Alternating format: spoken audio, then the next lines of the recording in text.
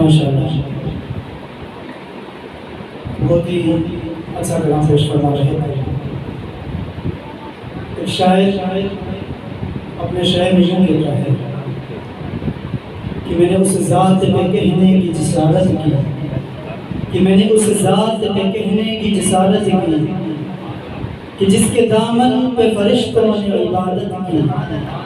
اللہ اللہ وہ لوگ بھی کیا لوگ تھے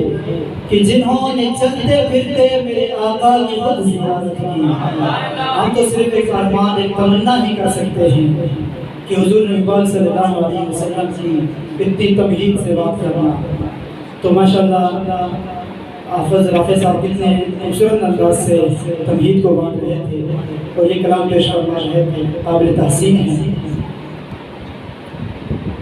قرآن مجید میں اللہ رب العزت ارشاد فرماتے ہیں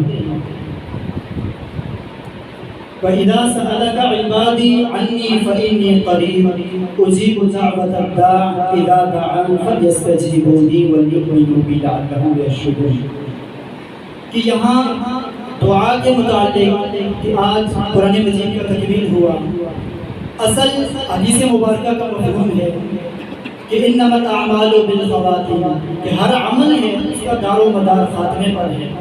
پورے رمضان المبارک کے اندر الف لام میم سے والناس تک قرآن مجید کی تلاوت تو ہو گئی۔ الحمدللہ برادر مکرم نے قرآن مجید آپ احباب کے سامنے تو سنا دیا اور آپ احباب نے قرآن مجید کو سن لیا۔ پہلے میں عرض کر چکا ہوں اس پر ہمیں خوشی محسوس ہوتی ہے، لیکن خوشی کس انداز سے اس پر اللہ کا شکر بھی ادا کرنا ہے۔ دوسری بات کہ جب عمل کا دار و مدار خاتمے پر ہے، شروع سے بہت ذوق اور شوق کے ساتھ اس لمحے، اس مقام، اس وقت تک ہم پہنچ چکے کہ آج دعا کا وقت قریب آ چکا کہ اب خاتمہ جو ہو وہ بھی اچھا ہو۔ خاتمہ جو ہو تو دعا کے ساتھ کہ کوئی بھی عمل کرو تو اس کے آخر میں اللہ رب العزت سے دعائیں کرو، توبہ طائب ہو، اپنے گناہوں کی طرف رجوع کرو کہ اللہ ہم نے اس عمل کے اندر بھی کہیں ہم سے کوتاہیاں ہوئی، کئی خطائیں ہوئی، تو اللہ تو ہمیں معاف فرما۔ اب انسان دعا کرتا ہے، اپنے آپ سے اعتراض بھی کرتا ہے کہ میں دعا کروں لیکن مجھ ناچیز کی دعا کہاں قبول ہوگی۔ میرے بھائیو، اس آیت مبارکہ کی تفسیر کے اندر علماء مفسرین یہ بات لکھتے ہیں کہ دعا کی تین قسمیں ہیں۔ ایک وہ دعا انسان اللہ رب العزت سے التجا کرے، اللہ رب العزت اجیب دعوت الداع، اس کی دعا کو قبول فرماتا ہے، یعنی اللہ رب العزت سے طلب کیا، اللہ رب العزت اس کو اس طلب پر عطا کر دیتی ہے۔ دوسرے نمبر پر یہ وہ دعا کہ جو یہ آسمانوں کی طرف بلند ہو جاتی ہے، عرش کی طرف بلند ہو جاتی ہے، اور یہ دعا اوپر سے آنے والی مسائل جو اس کی تقدیر کے اندر لکھ دی گئی ہوتی ہے اس کے ساتھ جھگڑ یعنی اٹک رہی ہوتی ہے کہ میرے اس بندے کے قریب نہ جانا۔ اب یہ دعا اسی بابرکت ہے، دعا تو کر لی، اب اس کا صلہ ہم ظاہری طور پر نہیں دیتے ہیں۔ جیسے صدقے کا متعلق آتا ہے کہ صدقہ بلاؤں کو ٹالتا ہے، آسمانوں سے آنے والی بلاؤں کے ساتھ یہ صدقہ جھگڑ رہا ہوتا ہے کہ زمین پر اس بندے کے قریب نہ جانا۔ اسی طرح یہ دعائیں بھی ہماری آسمانوں کی طرف جا کر وہاں اٹک رہی ہوتی ہے کہ جو مسائل آنے والی ہوتی ہیں اس کو روک کر رکھتی ہے۔ تیسری بات کہ یہ دعا ہم دعائیں کرتے ہیں۔ آج ہم یہ سوچتے ہیں میرے دنیا کے جانے کے بعد میری اولاد کا کیا ہوگا، اپنی اولاد کی فکر میں ہم آخری یعنی موت، قبر کی گھاٹ تک ہم اسی کی فکر میں لگے ہوتے ہیں۔ جب آنکھیں بند ہو فکر ہماری ختم ہو جاتی ہے، اولاد کی فکر ہوتی ہے۔ لیکن یہ وہ دعا ہے کہ جس دعا کی بدولت ہمیں اولاد کو، ہماری نیکیوں کی بدولت ہماری اولاد کو فائدہ ہوگا۔ وہ کیسے کہ ہم دعا کریں گے، یہی دعائیں ہماری اولاد کے کام آئیں گی۔ دعائیں ہم نے کچھ اور کی، اللہ رب العزت ہم نے نیکیاں کچھ اور کی، نیکیاں اپنی غرض سے کی، اعمال اپنی غرض سے کیے، لیکن اس کا صلہ ہماری اولاد کو بھی ملے گا۔ دلیل اس بات کی کہ حضرت موسیٰ اور حضرت خضر علیہ السلام جب بلندی کی طرف جا رہے تھے، وہ دیوار گری، وَأَمَّا الْجِدَارُ فَكَانَ لِغُلَامَيْنِ يَتِیمَيْنِ فِی الْمَدِینَةِ، وَكَانَ تَحْتَهُ كَنْزٌ لَهُمَا وَكَانَ أَبُوهُمَا صَالِحًا. فرمایا اس دیوار کو اس لیے درست کر دیا، دیوار گرنے والی تھی، اس کو اس لیے جگہ پر قائم کر دیا، اس لیے وَكَانَ أَبُوهُمَا صَالِحًا. اس کے ماں باپ نیک تھے، ماں باپ نیک عمل کرتے تھے. معلوم ہوا ماں باپ کی نیکیوں کی بدولت، ماں باپ کی دعاؤں کی بدولت ماں باپ دنیا سے چلے گئے، آج ان کی اولاد کو بھی ان کا فائدہ ہو رہا ہے. اولاد کون سی صدی، باپ کون سی صدی میں گئے، اولاد یہاں تک یعنی آنے والی نسلوں کو وہ دعائیں کام آئیں گی. یہ بات کبھی نہیں کام آئے گی کہ ہم دنیا میں ان کے لیے مال اکٹھا کر لیں، اسباب اکٹھا کر لیں، تجارت ان کے لیے مہیا کر لیں. میرے بھائیوں یہ کچھ کام نہیں آئے گا. تو بات کا خلاصہ یہ ہے کہ آج اختتامی دعا ہے، یہ وہ دعا ہے کہ حدیث مبارکہ میں آتا ہے کیا دعا مخ العبادہ، کہ دعا جو ہے تمام عبادت کا مغز ہے. مغز کو اگر جسم کے اندر سے، دماغ کے اندر سے نکال دیا تو مغز انسان نہیں رہتا، وجود کے اندر سانس روح نہیں رہتی. تو معلوم ہوا کہ یہ دعا بہت اطمینان ہے، پراثر ہے. اگر ہم اس موقع پر یعنی تکمیل قرآن کے موقع پر ہم اللہ رب العزت کی بارگاہ میں التجا کریں، گڑگڑا کر اللہ سے مانگے، یقیناً یہ وہی لمحہ ہے کہ اللہ رب العزت یعنی دنیا کے اوپر، فرش کے اوپر آپ آج خوشی محسوس کر رہے ہیں. یقیناً آج عرش کے اوپر اللہ رب العزت کی بارگاہوں میں عرش پر فرشتے جھوم رہے ہوں گے، وہ بھی آج خوش ہو رہے ہوں گے کہ یہاں ایک تکمیل قرآن کی محفل ہوئی. تو ہمارے لیے بہت باسعادت کی، خوشی کی یہ بات ہے کہ قرآن مجید کی الحمدللہ الف لام میم سے والناس تک قرآن مجید کی تلاوت ہوئی. اور پھر اس موجودہ اس حالات کے اندر جس طرح کرونا جیسی وبا بھی چل رہی ہے، اللہ اس سے بھی ہمیں چھٹکارا نصیب فرمائے. اور اس طرح دیگر بہت سے مسائل اور حالات چل رہے ہیں، اس حالات کو باوجود آج الحمدللہ یہ اللہ رب العزت کی عطا بھی ہے، اللہ رب العزت نے بھیجا بھی آپ کو ہے کہ آج پھر بھی الحمدللہ مسجد کھل ہے. یہ اللہ رب العزت کی کرم نوازی ہے. اللہ رب العزت کو ہمیں اس پر بھی شکر ادا کرنا چاہیے. اور پھر کہ ہم اس بات پر سوچ و وچار کر رہے تھے، حضرت کی یہ خواہش تھی کہ ہم کسی مقرر سے وقت لیں، تو ہم نے یہی حضرت سے اصرار کیا کہ آپ یعنی عموماً آخری عشرے میں علماء کے مختلف مقامات پر بیان ہوا کرتے ہیں، لیکن اس دفعہ کچھ عجیب منظر تھا کہ حضرت کے دوسرے عشرہ کے اندر بھی یعنی خود ہمارے چاکرہ کے اندر مسجد میں حضرت کا بیان دوسرے عشرے میں ہوا. اور اسی طرح مختلف مقامات چاکرہ میں مختلف مقاموں پر دوسرے عشرے کے اندر یعنی تکمیل قرآن کی کانفرنسیں ہوئی، حضرت نے خود جا کر وہاں بیان کیے. بات بتانے کا مقصد یہ ہے کہ ہم نے حضرت سے یہی اصرار کیا کہ حضرت آپ باہر سے کسی کو نہ بلائیں، خود جتنا آپ آخری عشرے کے اندر یعنی 2 3 جگہوں پر ایک شب میں جا کر بیان کرنا، تو الحمدللہ ہمارے لیے سعادت ہے کہ ہم آپ کے پیچھے دوڑ کر دوسری جگہوں پر جائیں تو ہم خود آپ کا بیان سنیں، آپ کے پاس آ جائیں. تو الحمدللہ آپ کا بھی شکریہ کہ آپ بھی تشریف لائے اور ہم بھی تمام آپ یہاں شریک ہوئے. میں دعوت دینا چاہتا ہوں برادر مکرم اور جامعہ ہزا کے مدیر و بانی حضرت مولانا عبید الرحمان نقشبندی صاحب کو جو مختصر بیان اور اس کے بعد مطلب دعا سے ہمارے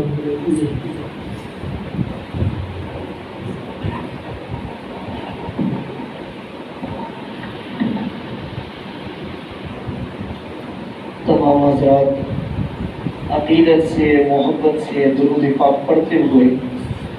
قریب ہو جائیں اور یہاں سے حضرات تھوڑا سا پیچھے ہو جائیں. غیر والے حضرات کے اندر تشریف لیں، دائیں بائیں سے آگے ہو جائیں. غیر والے حضرات کی اندر حال میں تشریف لیں.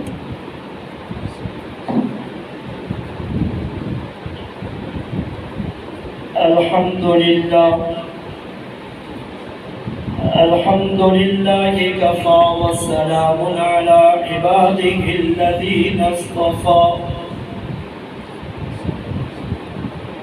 أما بعد فأعوذ بالله من الشيطان الرجيم. بسم الله الرحمن الرحيم.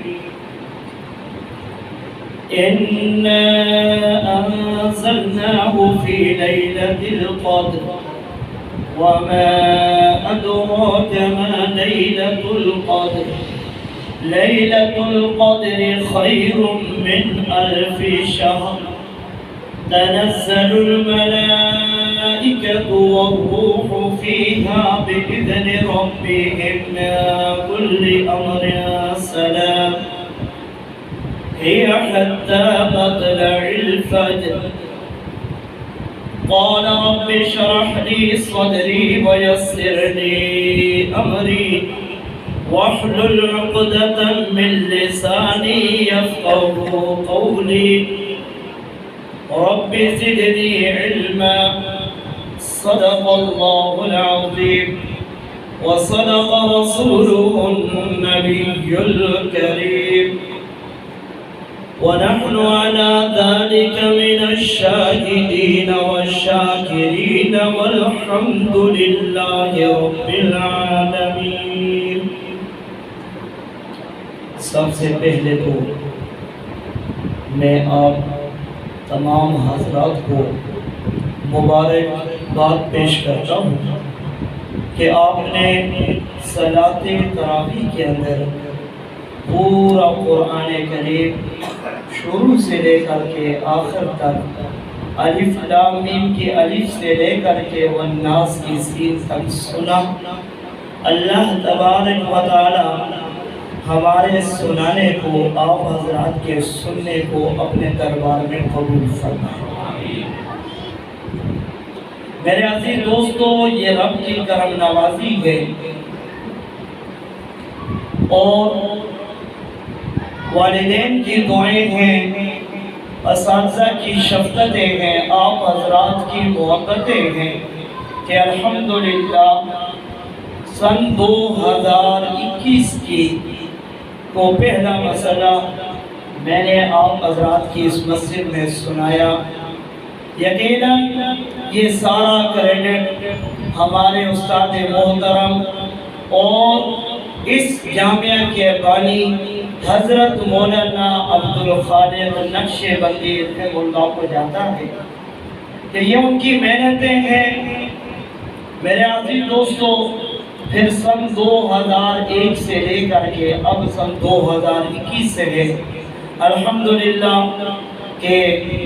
یہ تسلسل قائم ہے، اور اللہ سے دعا کریں کہ اللہ تبارک و تعالی جب تک زندگی ہے اسے قائم اور دائم رکھے. میرے عزیز دوستو، میں نے سورہ قدر آپ حضرات کے سامنے تلاوت کی ہے.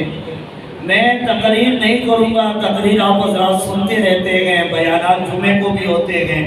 اور صبح بھی الحمدللہ ہمارا مختصر درس کا معمول ہے. لیکن چند ضروری باتیں آپ حضرات کی خدمت میں مختصر سے وقت میں عرض کروں گا کہ سورہ قدر قرآن کریم فرقان حمید کہ سورہ قدر میں اللہ تبارک و تعالی فرماتے ہیں کہ اِنَّا أَنزَلْنَاهُ فِي لَيْلَةِ الْقَدْرِ، کہ ہم نے اس کو لیلۃ القدر میں نازل کیا. لفظ قدر سمجھنا ہر ایک کے لیے ضروری ہے. یاد رکھو میرے عزیز دوستو،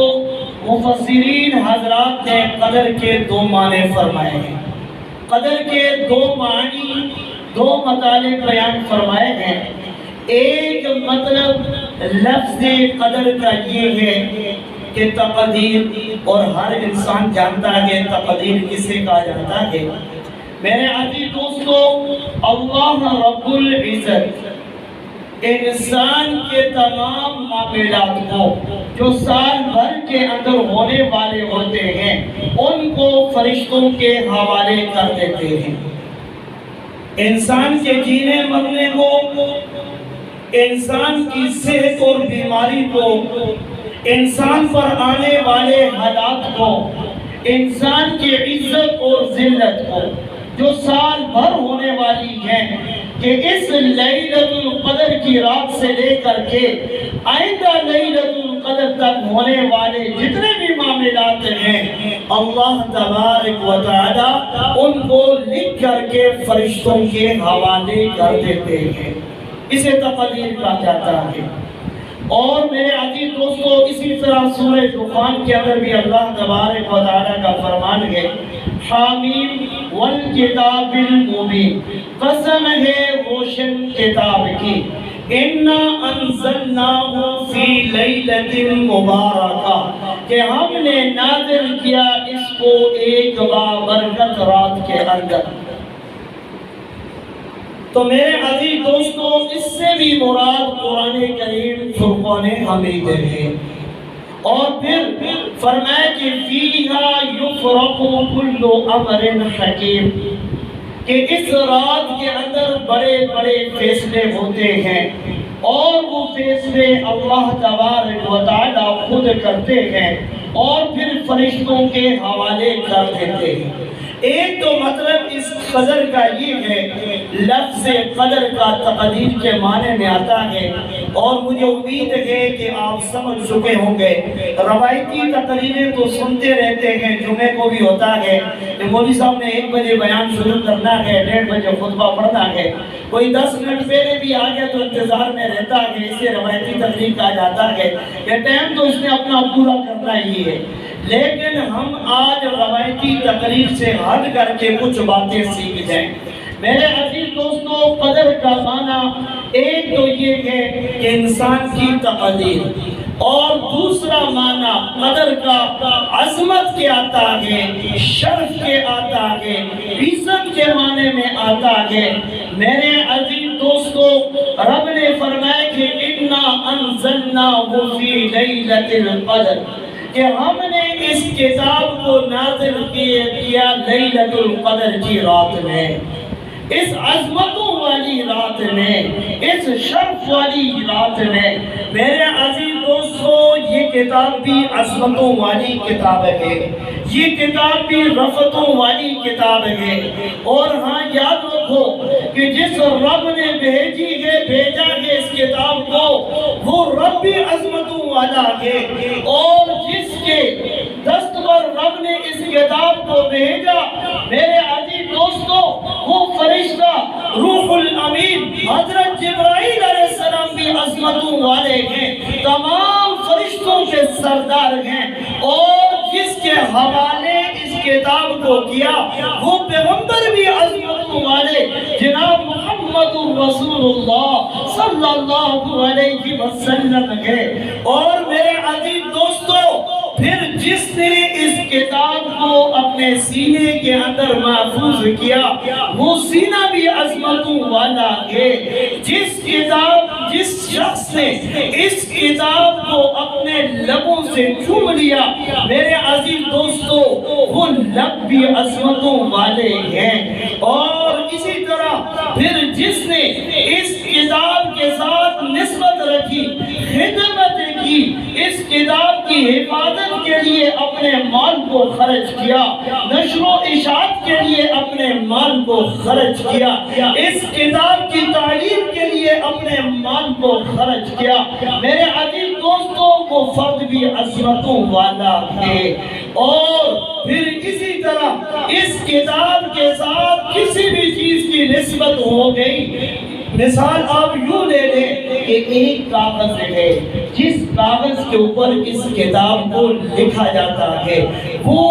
معمولی سا کاغذ ہے، اور اس کاغذ کی ہمارے سامنے اتنی حیثیت نہیں ہوتی، لیکن جب اس کے اوپر کلام اللہ لکھ دیا جاتا ہے، جب اس کاغذ کے اوپر لفظ اللہ لکھ دیا جاتا ہے، لفظ بسم اللہ لکھ دیا جاتا ہے، پھر میرے عزیز دوستو، اس کے مقابل میں وہ کاغذ کہ جس کاغذ کے اوپر سیاسی اپنے احوال لکھتے ہیں، جس کاغذ کے اوپر میرے عزیز دوستو بیرون ممالک کی خبریں تعریف ہوتی ہیں، جس کاغذ کے اوپر فلموں کی نشر و اشاعت ہوتی ہے، جس قیمتی کاغذ کے اوپر میرے عزیز دوستو لوگ اپنی تحریروں کو قلم بند کرتے ہیں، اس قیمتی کاغذ سے ہمارے سامنے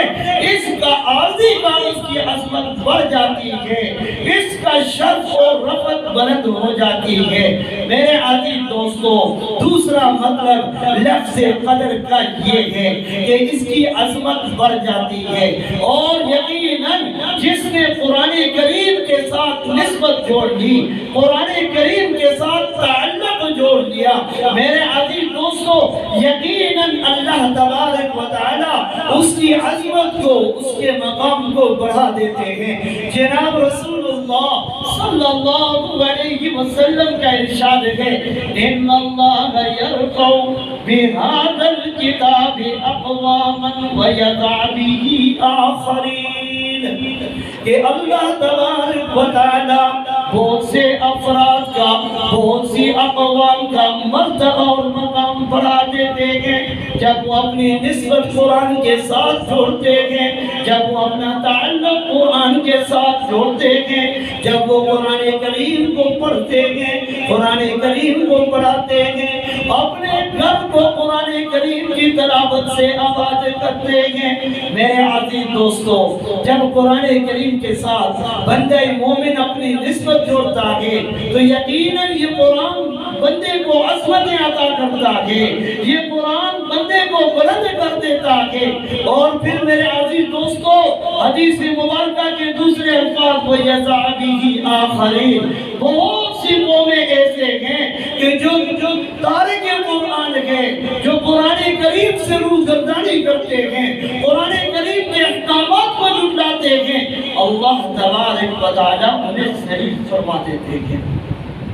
میرے عزیز دوستو، قرآن کے ساتھ تعلق جوڑو، قرآن کے ساتھ ربط جوڑو۔ یہ تو سورہ قدر کی پہلی آیت کے اوپر میں بات کر رہا ہوں، اِنَّا أَنزَلْنَاهُ فِي لَيْلَةِ الْقَدْرِ۔ آگے رب نے کیا فرمایا، وَمَا أَدْرَاكَ مَا لَيْلَةُ الْقَدْرِ، تمہیں کیا معلوم کہ لیلۃ القدر کیا ہے؟ تمہیں کیا پتا کہ لیلۃ القدر کیا ہے؟ میرے عزیز دوستو، مفسرین کی اس کے اوپر بہت سے اقوال ہیں۔ کچھ کہتے ہیں کہ سال بھر کے اندر یہ کوئی ایک رات ہے، اور بعض مفسر کہتے ہیں کہ پورے رمضان کے مبارک مہینے کے اندر کوئی ایک رات ہے۔ اور پھر میرے عزیز دوستو، مفتحدین قول کہ رمضان کے آخری عشرے کی 7 راتوں کے اندر ہے۔ اور اگر میں یہ کہوں گا تو میرے عزیز دوستو، یہ بھی جھوٹ نہیں ہوگا کہ یہ رمضان کی 27ویں رات، 27ویں شب لیلۃ القدر کی رات ہے۔ اگر یقین سے یہ بات نہیں کہی جا سکتی، لیکن امکان اس بات کے اندر ضرور موجود ہے کہ یہ لیلۃ القدر کی جو سات ہے یہ 27ویں شب کے اندر موجود ہے۔ اللہ تبارک و تعالی ہمیں نصیب فرمائے۔ اللہ اگر چاہتے نا تو اس آخری عشرے کے اندر اس رات کو بتلا دیتے، متعین کر دیتے کہ یہ کون سی رات کے اندر موجود ہے، لیکن رب نے کیوں نہیں بتایا؟ لا یخلو عن الحکمہ، اللہ تبارک و تعالیٰ کا کوئی بھی کام حکمت سے خالی نہیں ہے۔ میرے عزیز دوستو، بندوں کی عبادت کے اندر جستجو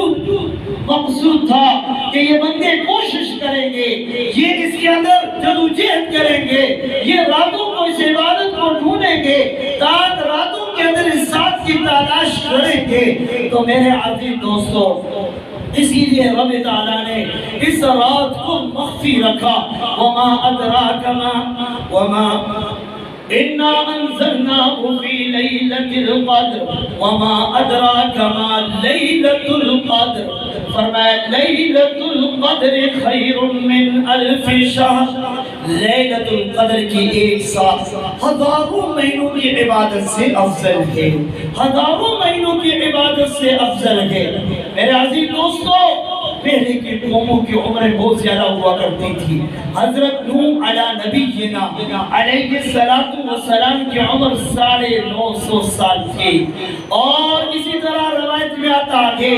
کہ نوح علیہ السلام کے زمانے میں ایک خاتون آتی ہے، حضرت نوح علیہ السلام کی خدمت میں حاضر ہوتی ہیں اور آ کر کے عرض کرتی ہیں کہ اے نوح علیہ السلام، آپ خود کے پیغمبر ہیں، آپ اللہ سے دعا کریں میری اولاد کی عمریں بڑھ جائیں۔ نوح علیہ السلام نے پوچھا کہ کتنی عمر ہے تیری اولاد کی؟ تو فرمانے لگی کہ کوئی 200 سال کو پہنچتا ہے فوت ہو جاتا ہے، کوئی 300 سال کو پہنچتا ہے فوت ہو جاتا ہے، آپ اللہ سے دعا کریں کہ میری اولاد کی عمریں بڑھ جائیں۔ تو میرے عزیز دوستو، آپ اندازہ لگائیں کہ جب حضرات صحابہ اکرام نے جناب رسول اللہ صلی اللہ علیہ وسلم کو ارشاد فرمایا کہ حضور ہماری عمریں تو اتنی مختصر ہیں، کہ مختصر عمر کے اندر 60 سال 70 سال الا ماشاءاللہ کسی کی 100 سال کو پہنچتی ہے، اور اس مختصر عمر کے اندر ہم کتنی عبادت کر سکتے ہیں؟ جن لوگوں کی عمریں 1000 سال تھی، 950 سال تھی، 300 سال تھی، 400 سال تھی، یقیناً وہ ہم سے مقدم ہے عبادت میں۔ تو پھر آقا مدنی محمد عربی سب کو صلی اللہ علیہ وسلم نے قرآن کریم کی یہ آیات مبارکہ تلاوت فرمائی کہ لیلۃ القدر خیر من الف شہر، کہ جب تم ایک سال کی عبادت کر لو گے لیلۃ القدر کے اندر، اللہ تبارک و تعالی اپنی قدرت کاملہ سے تمہیں ہزاروں مہینوں کی عبادت کا ثواب عطا فرمائے۔ میرے عزیز دوستو، کام بہت تھوڑا ہے، مشقت بہت تھوڑی ہے، لیکن اجر بہت زیادہ ہے، اجر بہت زیادہ ہے۔ اور اسی طرح میرے عزیز دوستو آگے رب نے فرمایا کہ تنزل الملائکۃ والروح فیہا بإذن ربہم من کل امر سلام۔ تنزل الملائکۃ والروح، کہ جب یہ لیلۃ القدر کی رات آتی ہے تو اللہ تبارک و تعالی آسمانوں سے فرشتوں کا نزول فرماتے ہیں، اور آگے فرمایا والروح، اور ہر شخص سمجھتا ہے کہ روح سے مراد بھی فرشتے ہیں۔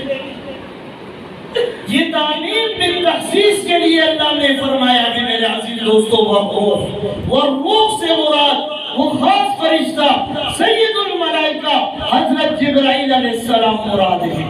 کہ حضرت جبرائیل علیہ السلام اس جماعت کی کمان کرتے ہیں، فرشتوں کی اس جماعت کو لے کر کے روئے زمین پر حاضر ہوتے ہیں،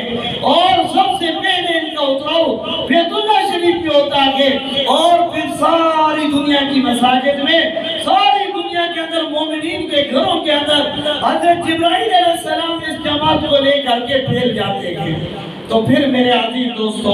کوئی عبادت کر رہا ہوتا ہے، کوئی اللہ سے دعائیں مانگ رہا ہوتا ہے، کوئی اللہ کے سامنے گڑگڑا رہا ہوتا ہے، اپنے گناہوں سے معافی مانگ رہا ہوتا ہے، اور یہ فرشتے خاموشی سے ان کی دعاؤں پر آمین کہتے چلے جاتے ہیں۔ ان کے پاس بیٹھتے ہیں، یہ دعا مانگ رہا ہے کہ یا اللہ میرے گناہوں کی بخشش فرما دے، یا اللہ تو میرے گناہوں کو معاف فرما دے، تو فرشتے اس پر آمین کہتے ہیں۔ پھر میرے عزیز دوستو،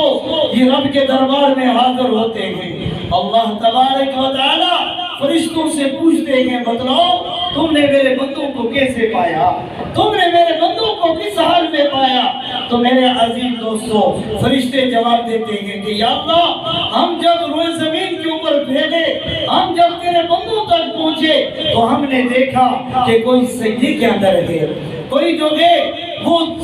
نوافل پڑھ رہا ہے، کوئی جو ہے وہ دعا کر رہا ہے، کوئی تلاوت کے اندر مصروف ہے، کوئی آقا مدنی پر درود پاک پڑھ رہا ہے۔ میرے عزیز دوستو فرشتوں نے رب کو جواب دیا، ربی کائنات نے فرشتوں سے پوچھا کہ اب تم فیصلہ فرما دو کہ میرے ان بندوں کی جزا کیا ہے، میرے ان بندوں کا بدل کیا ہے، میں انہیں کیا بدل دوں؟ تو میرے عزیز دوستو فرشتے اللہ تبارک و تعالیٰ کو کہتے ہیں کہ یا اللہ آپ اپنی شان کے مطابق انہیں جزا عطا فرما دیں، اپنی شان کے مطابق انہیں بدلہ عطا فرما دیں۔ پھر ربی کائنات فرشتوں کو گواہ بنا کر کے کہتے ہیں کہ تم اس بات کے اوپر گواہ رہنا، آج میں نے اپنے بندوں کی بخشش فرما دی،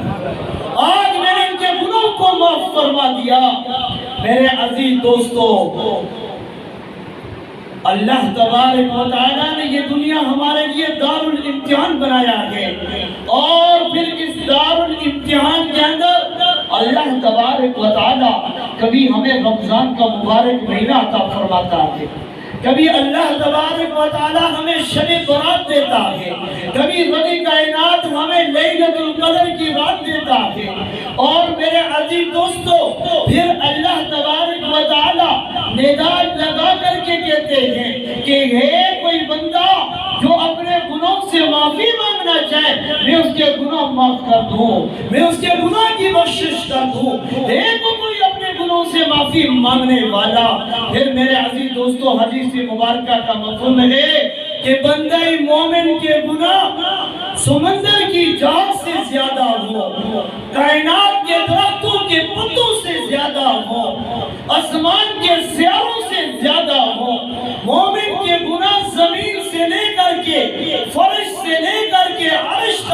اس سے بھی زائد ہوں، اس کے درمیان بھی نہ سما سکیں، لیکن پھر بھی جب یہ سچے دل سے اپنے گناہوں پر توبہ طائب ہوتا ہے تو آقا مدنی کا ارشاد ہے التائب من الذنب کمن لا ذنب لہ، گناہوں سے میں ان کو ایسے پاک کر دیتا ہوں جیسے انہوں نے کبھی گناہ کیا ہی نہیں۔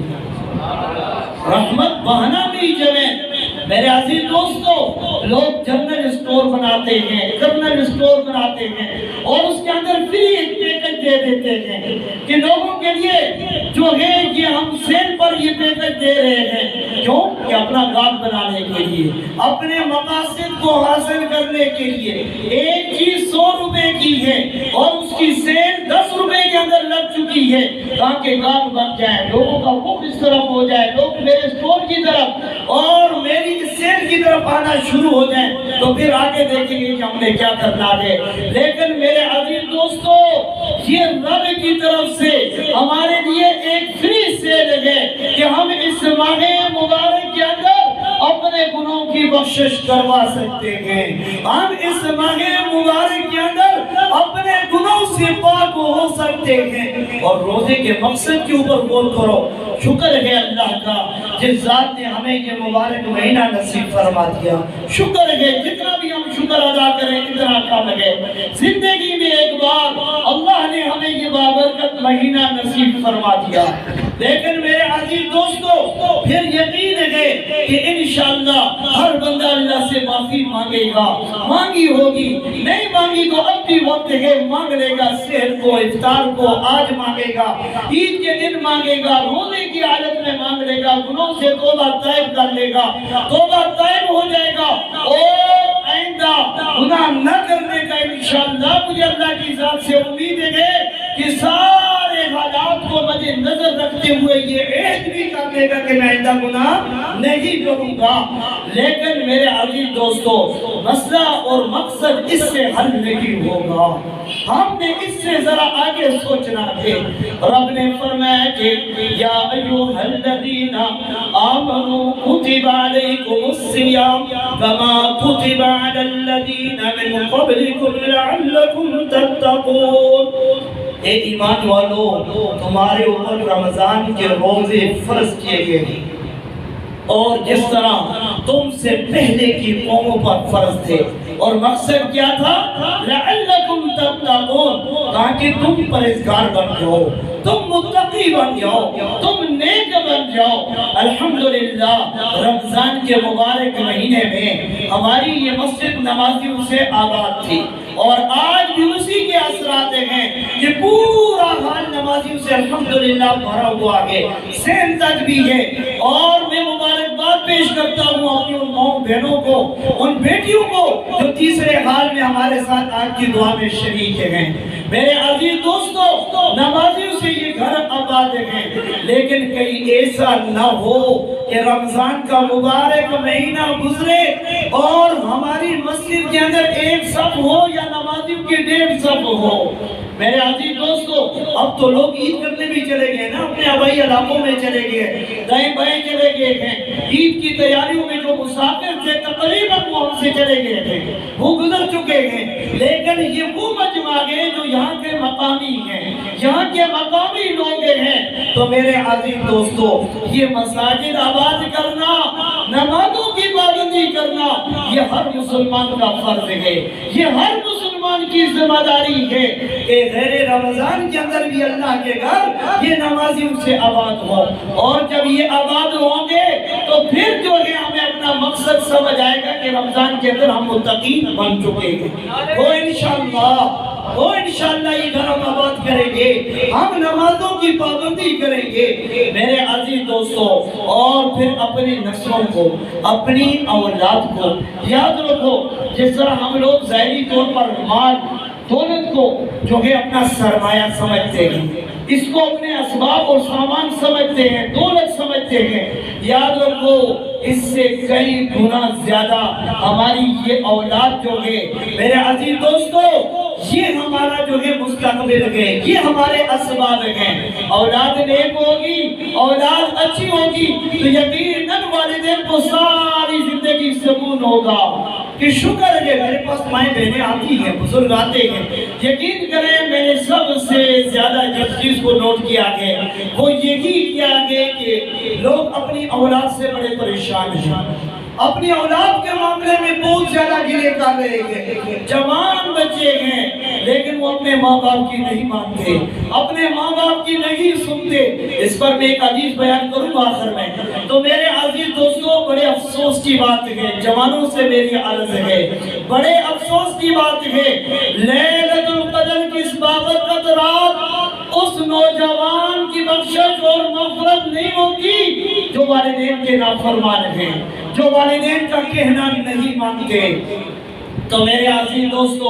پھر والدین سے بھی میری عرض ہے کہ اپنی اولاد کی زندگی کے اوپر غور کرو۔ مال دولت میرے عزیز دوستو حدیث مبارکہ کا مطلب ہے یہ ہاتھوں کی میل ہے، یہ ہاتھوں کی میل ہے۔ اور یہاں مجھے ایک بات ہو رہی اکثر سننے کو ملتی ہے، کسی سے کہہ دیا جائے نا کہ اپنے بیٹے کو حافظ قرآن بنا دو، اپنے بیٹے کو دین پڑھوا لو، تو جواب کیا دیتا ہے بیٹا کھائے گا کہاں سے؟ میرا یہ بچہ اگر حافظ بن گیا، مولوی بن گیا، یہ کہاں سے کھائے گا؟ اور دوسری طرف اکثر یہ بات سننے کو ملتی ہے کہ مولوی سب سے زیادہ کھاتے ہیں، اور سبحان اللہ یہ دین کے برکات ہیں۔ میرے عزیز دوستو میں ایک پہاڑوں کا رہنے والا ہوں، لیکن الحمدللہ ہم لوگ تو بکری چروائے ہیں، ہم لوگ تو میرے عزیز دوستو اپنے گاؤں کے گھروں کے اندر ہم لوگوں کے کچے گھر ہیں، پہاڑوں کے اوپر گھر ہیں، لیکن اللہ نے اس مقام تک پہنچایا تو دین کی برکت سے۔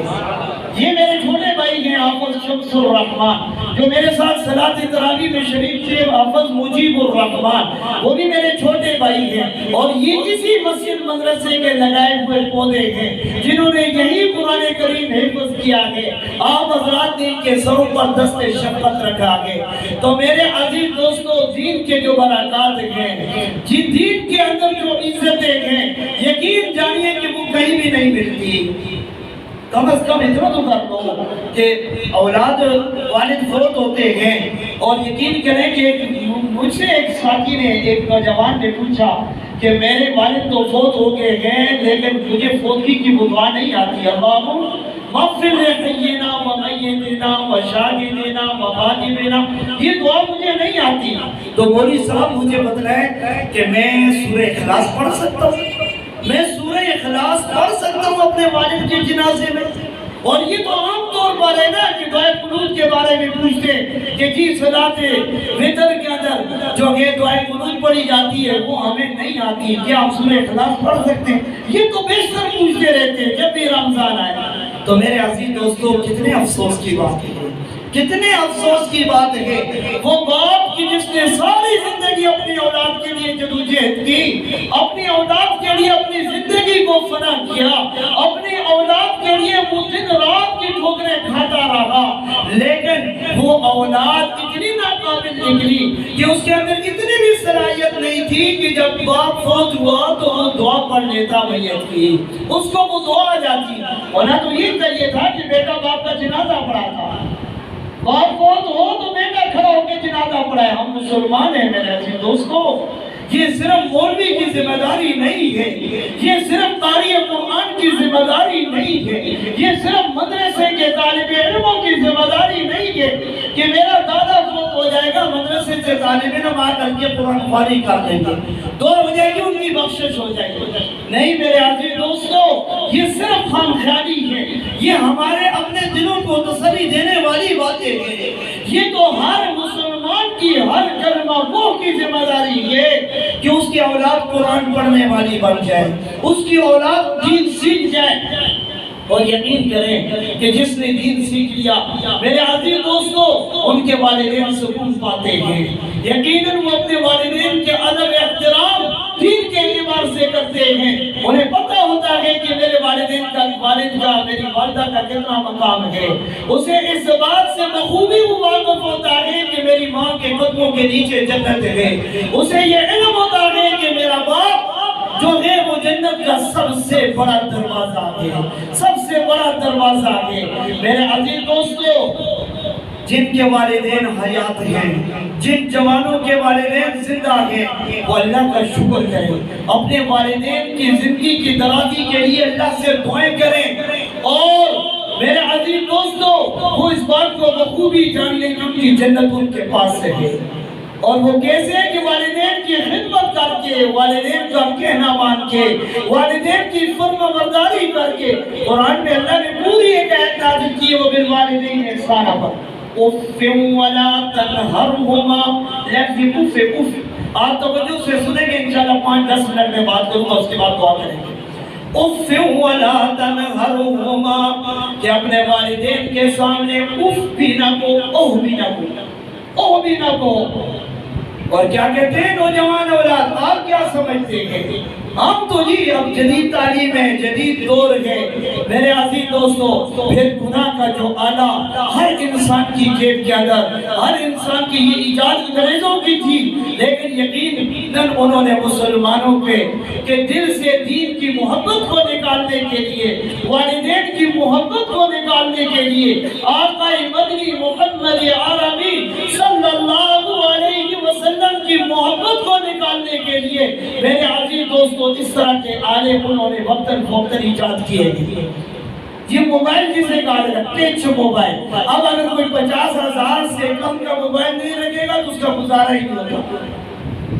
بچی ہے نا، جوان بیٹی ہے، تو یقین کریں وہ سوچتی ہے میں بیاہ بعد میں کروں گی، پہلے میرے پاس 50,000 کا موبائل ہونا چاہیے، رخصتی میں جیز ہو اور کچھ ہو یا نہ ہو موبائل ضروری ہے میرے پاس۔ جوان بچہ ہے وہ سوچتا ہے کہ میرے پاس موبائل ہونا چاہیے، صبح کو جب نیند سے بیدار ہوتا ہے تو سب سے پہلے موبائل کے اوپر اپنی نگاہ دوڑاتا ہے کہ کہیں کسی کا کوئی میسج تو نہیں ہے، کسی فرینڈ نے کوئی مجھے میسج تو نہیں کی۔ میرے عزیز دوستو رات کو اس کی نیندیں موبائل کی نظر ہو جاتی ہے، ساری رات موبائل پر لگا ہوتا ہے۔ دوسرے کمرے میں جوان بچے بیٹھے ہوں گے، ماں باپ بولتے تو بولتے دو، پکار رہے ہیں، والدین کو کسی بات کی ضرورت ہے کہ کوئی دوائی لینی ہے، پانی لینا ہے، کوئی اور ضرورت ہے، ان کی کوئی خدمت ہے تو بولنے دو جی، ہمیں تو اپنے موبائل سے ہی فرصت نہیں مل رہی، ہم تو اپنے موبائل کے اس معاملات سے باہر نہیں آ رہے۔ اور اب تو حالات معاملات یہاں تک پہنچ چکے ہیں کہ ایک ہی کمرے کے اندر ماں بھی بیٹھی ہوگی، باپ بھی بیٹھا ہوگا، بھائی بھی بیٹھا ہوگا، بہنیں بھی بیٹھی ہوں گی، اور سارے موبائل کے اوپر لگے ہوں گے، سب موبائل کے اوپر مصروف ہوں گے، ہر ایک اپنے موبائل کے اندر متوجہ ہوگا۔ اب کسی کو ملنے کی، کسی سے سلام کرنے کی، کسی کا حال احوال پوچھنے کی کیا ضرورت ہے جی؟ سیری کو پوچھ لیں گے، رات کو 1 بجے ایک SMS کر دیں گے، ہمیں جواب آ جائے گا میں ٹھیک ہوں، میں خیریت سے ہوں۔ تو میرے عزیز دوستو یاد رکھو آقا مدنی محمد عربی صلی اللہ علیہ وسلم کے ارشاد آج سے 1400 سال پہلے کا تھا کہ میری امت کے اوپر ایک وقت ایسا آئے گا کہ جو غیر مسلم ہوں گے، جو نان مسلم ہوں گے، جو انگریز ہوں گے، وہ چاہیں گے کہ ہم مسلمانوں کی عبادات کے اندر دخل اندازی کریں، مسلمانوں کی عبادات کے اندر دخل اندازی کریں۔ اور اب بھی اگر ہماری آنکھیں نہیں کھلتی تو کب کھلیں گی کہ آج میری اور آپ کی نماز کے اندر انگریزوں کی دخل اندازی ہے یا نہیں؟ امریکہ میں بیٹھ کر کے فیصلہ ہوتا ہے کہ مسلمانوں کی صف کے اندر 6 فٹ کا فاصلہ کر دو، ہمارے موجودہ حکمران اعلان کرتے ہیں بات تو اوپر سے آ گئی ہے، بات تو امریکہ سے آ گئی ہے، اب 6 فٹ کا فاصلہ ہوگا۔ ہماری عبادت میں دخل اندازی ہے یا نہیں؟ آقا مدنی محمد عربی صلی اللہ علیہ وسلم کے دور زمانہ اور پھر آپ صلی اللہ علیہ وسلم کی رحمت کے بعد آج تک ہم نے کبھی یہ نہیں سنا تھا کہ صفوں کے درمیان فاصلہ ہو، بلکہ ائمہ حضرات یہ اعلان کرتے تھے کہ ساتھ مل مل کر کے کھڑے ہو جاؤ۔ اور اس دفعہ تو یہ بھی اعلان ہوا کہ اعتکافوں پر بھی پابندی ہے، لیکن یہ اللہ کی مدد ہے۔ اِنَّا نَحْنُ نَزَّلْنَا الذِّكْرَ وَإِنَّا لَهُ لَحَافِظُونَ۔ رب کائنات فرماتے ہیں قرآن کریم کو ہم نے نازل کیا، ہم خود ہی اس کی حفاظت کریں گے۔ میرے عزیز دوستو یہ میرا 21واں مسئلہ ہے آپ کی اس مسجد میں صلاۃ تراویح کے اندر، اور میں فخر سے آج یہ بات آپ حضرات کو کہتا ہوں کہ میں نے 21 سال کے اندر اپنی اس مسجد کے اندر اتنے اعتکافی کسی سال بھی نہیں دیکھے جتنے اس سال بیٹھے گئے۔ وہ سبحان اللہ، دین کو جتنا دباؤ گے الحمدللہ یہ اتنا ابھرے گا۔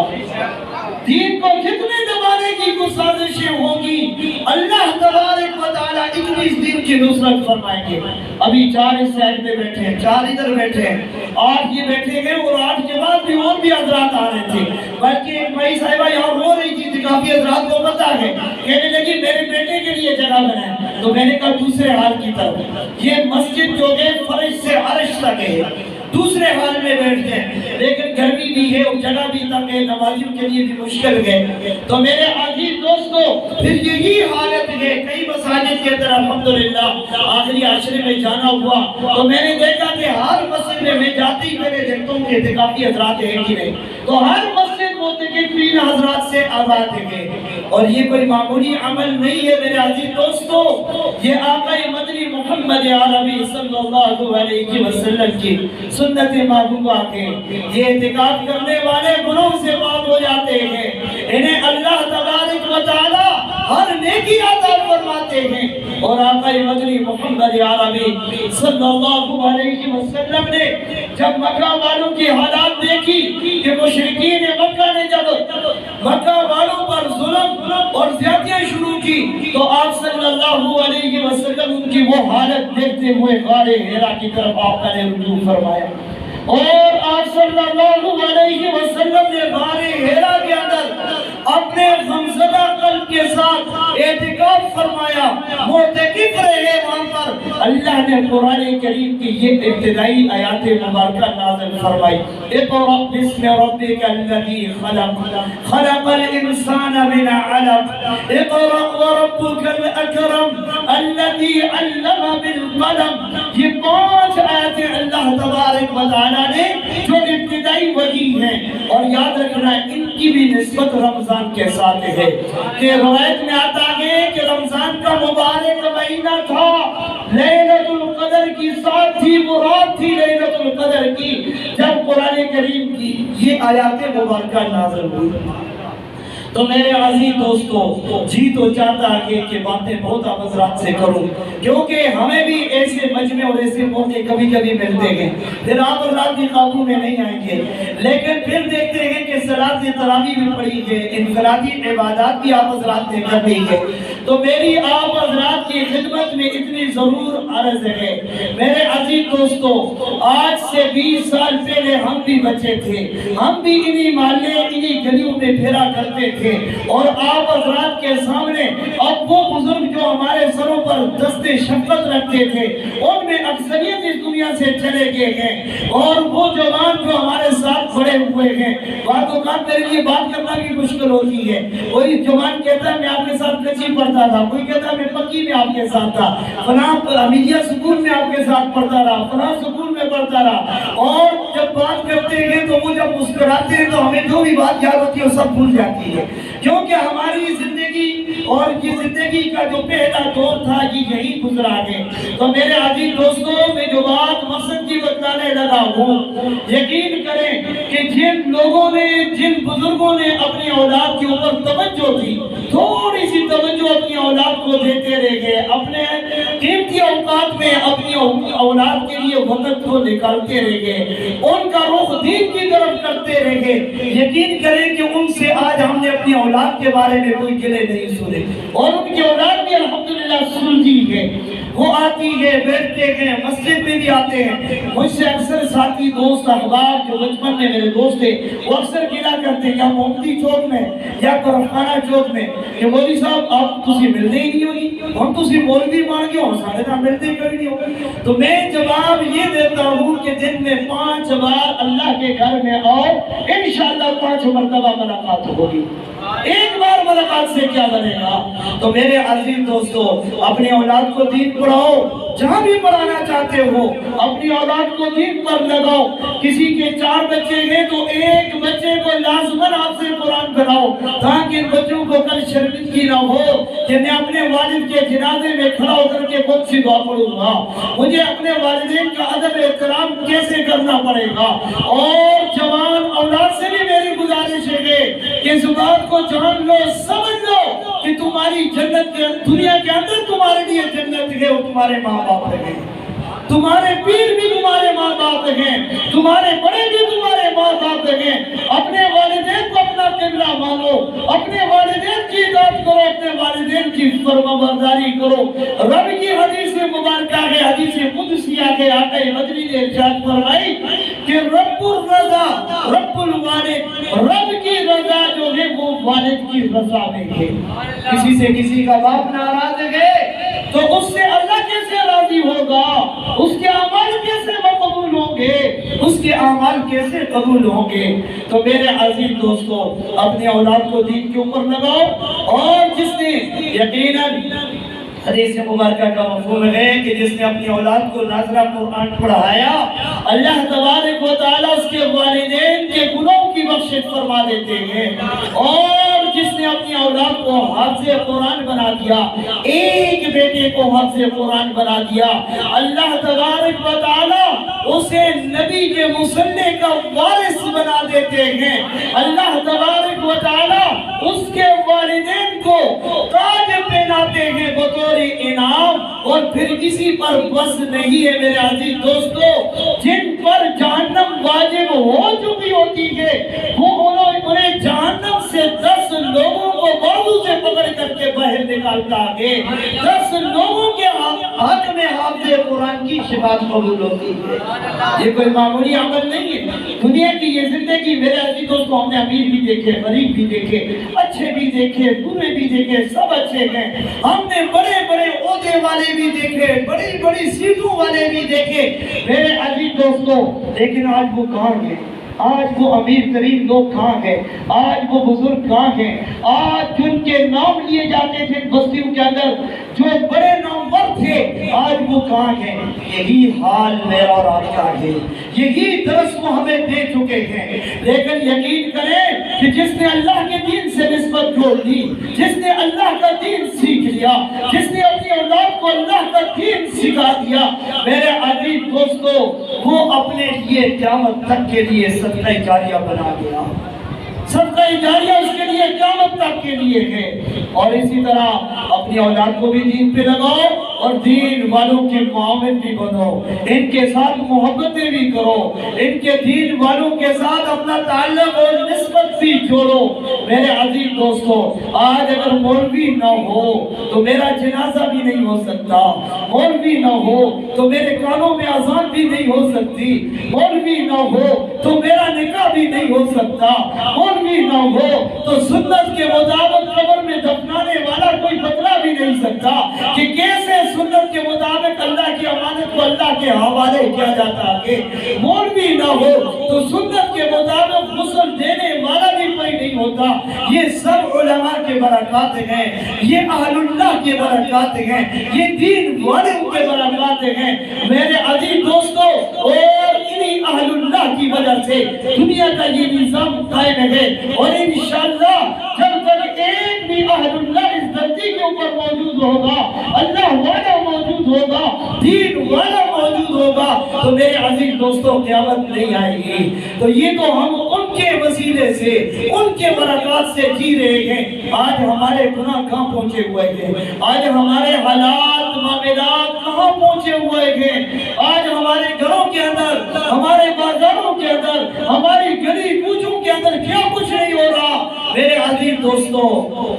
ہمیں اللہ سے معافی مانگنی ہوگی, ہمیں گناہوں سے توبہ طیب ہونا ہوگا, ہمیں کرونا کا رونا چھوڑ کر کے اللہ کے سامنے رونا ہوگا. میرے عزیز دوستو سارے سائنسدان فیل ہو چکے ہیں اور انشاءاللہ اللہ کی مدد سے اب بھی ہم امیدیں ہماری وابستہ ہیں. اور انسان کو امیدیں رکھنی چاہیے اللہ کی ذات سے. انشاءاللہ ان حالات کو بدلنے والی ذات رب کی ذات ہے. رب کے لیے کوئی مشکل نہیں ہے میرے عزیز دوستو. ہم نے تو سنا تھا اتنا ڈراؤنا کہ وبا آتی ہے، کورونا کی وبا سے کھڑے کھڑے لوگوں کا سانس نکل جاتا ہے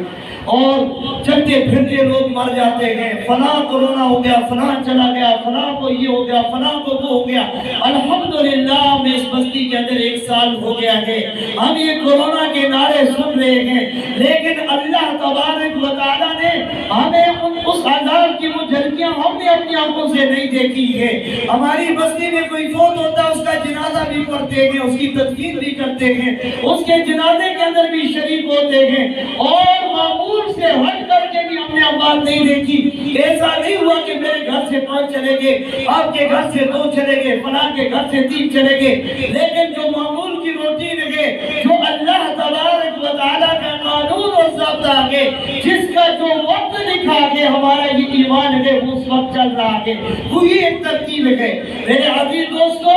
یہ ساری کی ساری وبائیں جو ہے، یہ افواہیں جو ہے، ان کے اوپر سے کان ہٹا کر کے اللہ کی طرف متوجہ ہو جاؤ۔ ہمیں ضرورت اس عمل کی ہے کہ ہم اللہ کی طرف متوجہ ہو رہے ہیں، اپنی اولاد کو، اپنی بیٹیوں کو، اپنے بیٹوں کو، اپنی بیوی کو، اپنے بہن بھائیوں کو اللہ کے دین کی طرف لگا دیں، نمازوں کی پابندی کرو، یقیناً گھر کے اندر سکون آئے گا۔ حدیث مبارکہ ہے آقا مدنی کی، زینوا منازلکم بالصلاۃ وتلاوۃ القرآن، کہ وہ گھر مزین ہوتا ہے، وہ گھر آباد ہوتا ہے جس گھر میں قرآن کی تلاوت ہوتی ہے، جس گھر سے نماز کی خوشبوئیں آتی ہے، وہ گھر آباد ہوتا ہے، وہ پھر جن بوجھ کا گھر نہیں بنتا۔ اللہ تبارک و تعالی ہمیں دین کے ساتھ نسبت جوڑنے کی توفیق عطا فرمائے، اور اللہ تبارک و تعالی ہمیں رمضان کے گزرنے کے بعد رمضان کے اثرات ہمارے اوپر اللہ ہمیشہ بقا رکھے، اللہ ہمیں اعمال کی توفیق عطا فرمائے۔ آخر دعوانا الحمدللہ رب العالمین۔